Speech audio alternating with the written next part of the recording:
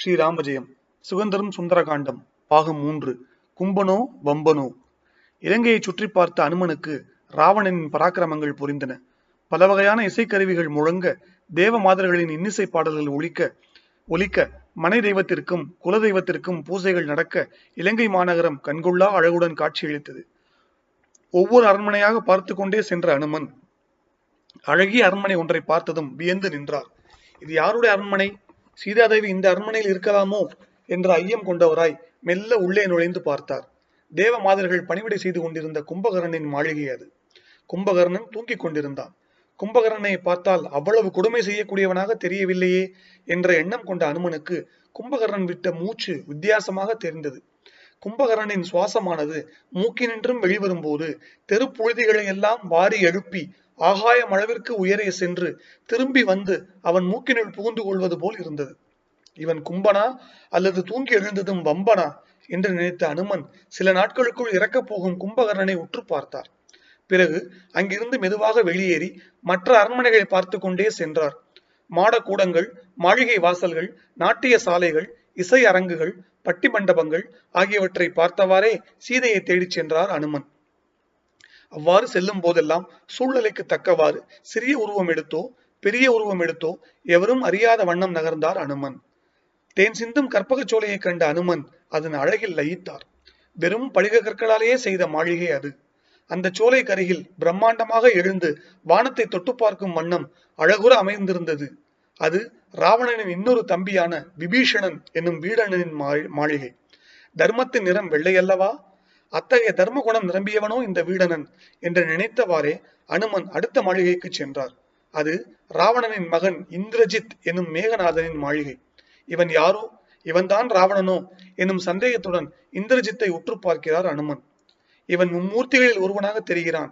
இவனுடன் ராமனும் லக்குவனும் மட்டுமே எதிர்த்து போரிட முடியும் என்று உணர்ந்து கொண்ட அனுமன் பின்னர் அட்சகன், அதிகாயன், மந்திரிகள் ஆகியோரின் மாளிகைகளை பார்த்தவாறே மேற்கொண்டு நடந்தார்.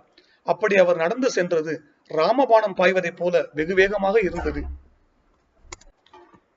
மிகப்பெரிய மாளிகை ஒன்றை அனுமன் பார்த்தார். அதனை சுற்றிலும் மாளிகையின் வெளிச்சுற்றிலும் வேல்படை வீரர்கள் நெருங்கி நின்றவாறு காவல் புரிந்தனர். இதை கண்ட அனுமன் அது ராவணன் மாளிகை என்பதை அறிந்து கொண்டார்.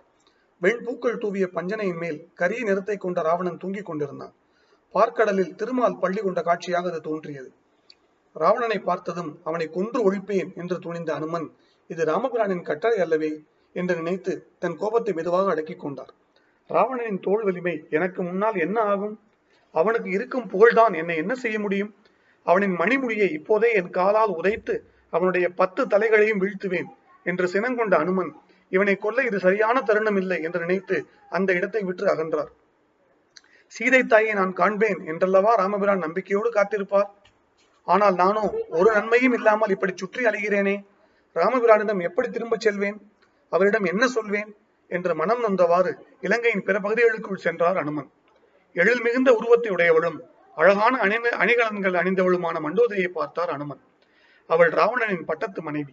இந்த மண்டோதரியை சீதை என்று சந்தேகித்து அழகான மாளிகையில் சிறிதும் கவலையின்றி பூக்கள் கொட்டப்பட்ட படுக்கையில் சந்தோஷமாக தூங்குவதைக் கண்டு மிகுந்த கோபமும் வருத்தமும் அடைந்த அனுமன் சற்று சுதாரித்துக் கொண்டார். ராமபிரான் இல்லாமல் இவ்வளவு அணிகலன்களையும் சீதா பிராட்டி அணிய மாட்டாள். ராமனை தவிர வேறு எந்த நினைவும் கொள்ள மாட்டாள் என்று தீர்மானித்து அனுமன் அவ்விடம் விட்டு நீங்கினார். அனைத்து இடங்களிலும் அலைந்து திரிந்தாலும் சீதையை காணாத அனுமனுக்கு லங்காதேவி சொன்ன வார்த்தைகள் நினைவிற்கு வந்தன. மங்களகரமான அசோகவனத்தில் சீதை இருப்பதாக சொன்ன இலங்காதேவிக்கு நன்றி தெரிவித்தவாறே அனுமன் அசோகவனம் நோக்கி விரைவாக சென்றார். அசோகவனத்தின் எல்லா இடங்களிலும் சீதையை தேடிய அனுமன் கடைசியாக நதியின் கரையோரம் இருந்த சிம்சுபா மரத்தின் மேல் ஏறி மறைந்து கொண்டார்.